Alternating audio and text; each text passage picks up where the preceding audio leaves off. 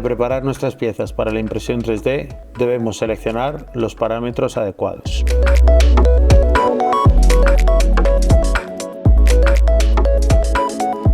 Bienvenidos a este tercer vídeo en el que vamos a ver cómo sacar el mayor partido a nuestra impresora 3D con los distintos parámetros de configuración del software Prusa Slicer. Vamos a, Diego, revisar. Hemos visto que teníamos en la interfaz un montón de parámetros, un montón de funcionalidades, y creo que puede ser interesante ver cómo tenemos que configurar cada una de ellas en función de lo que queramos conseguir.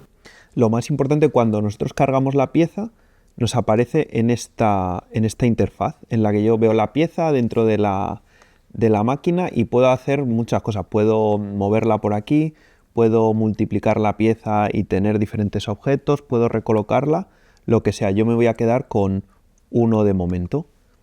Aquí tengo información del tamaño de la pieza y aquí tengo dónde puedo elegir los perfiles que voy a usar para laminar.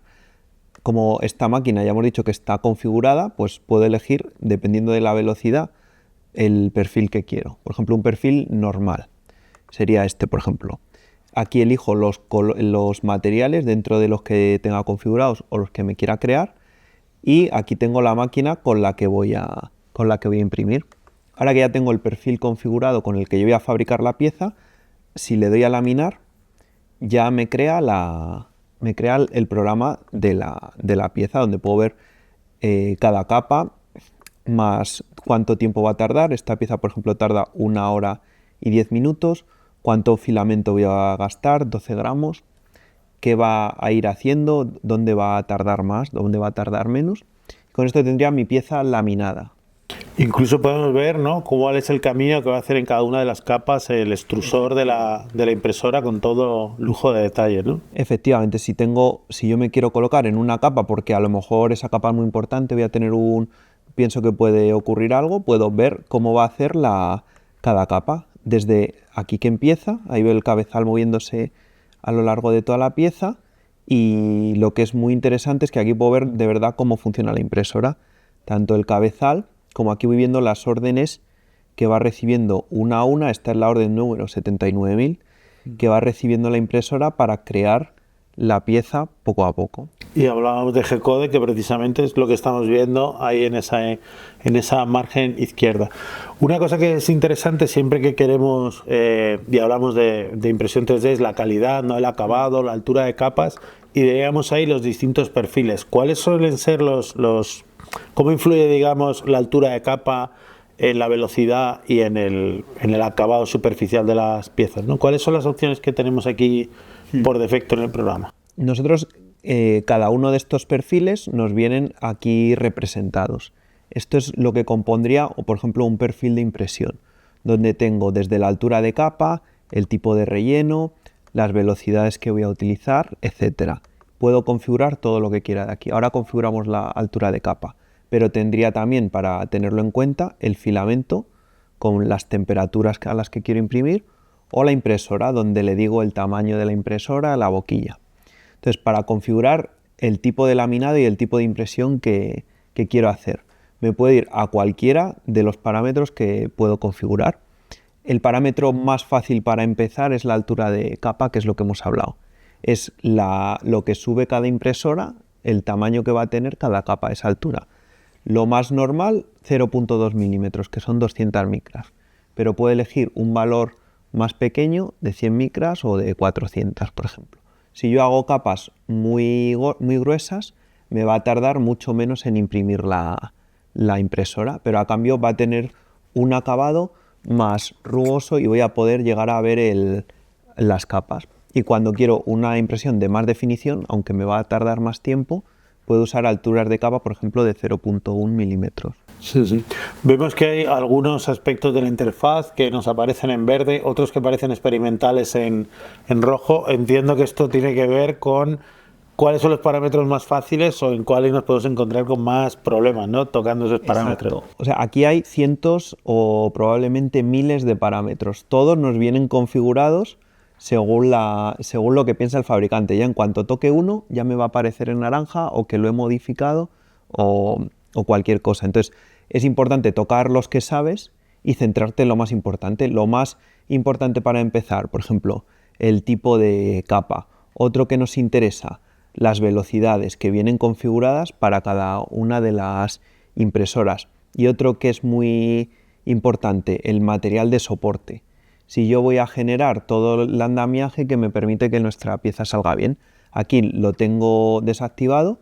Si por ejemplo lo activo y vuelvo a laminar, aquí otra vez tiene que volver a calcular todo el G-code en base a la geometría, ¿no?, que le hemos dado del... Le cambiamos los parámetros, vuelve a hacer el programa y ahora veo que tengo un montón de material en verde. Todo este material es el que añade la pieza de soporte o andamiaje para que todas estas superficies horizontales que están ahí colgando, no tienen dónde soportarse, le tenga un soporte donde fabricarse. Pero este material de soporte y estos soportes que está generando es opcional, ¿no? Porque podemos ver que si la pieza no sale mal, no nos hace falta añadir este soporte. No es obligatorio siempre, depende de si la pieza tiene todas esas superficies horizontales que las vamos a necesitar. El material de soporte a veces es necesario porque si mi pieza tiene muchas superficies horizontales o en voladizo, voy a necesitar colocar material para soportarlo. ¿Qué es lo malo cuando añado material de soporte?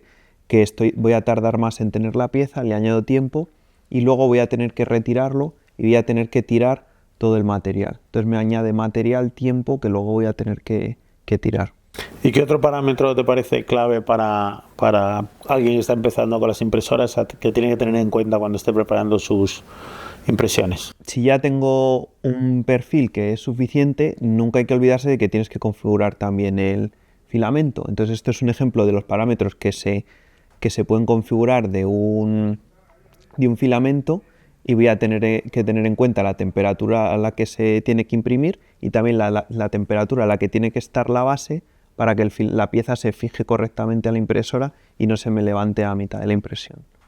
Estos parámetros de material, entiendo que si no utilizas un material de los que está, aquí tenemos bobinas, por ejemplo, con distinto filamento, ¿no? Si estamos utilizando un material nuevo, pues es prueba y error, ¿no? Hasta que conseguimos el acabado que queremos. Y hablabas de la base y te quería preguntar por una cuestión clave que es la laca, que hay muchos sitios de impresión 3D donde hay un bote de laca Nelly, que es muy habitual. ¿Para qué sirve esta laca? ¿Hace falta? ¿No hace falta? Según la impresora, ¿para qué se utiliza? Vale, como hemos dicho, la pieza tiene que empezar fijada a la superficie de impresión, es decir, nuestra pieza tiene que nacer pegada a la base.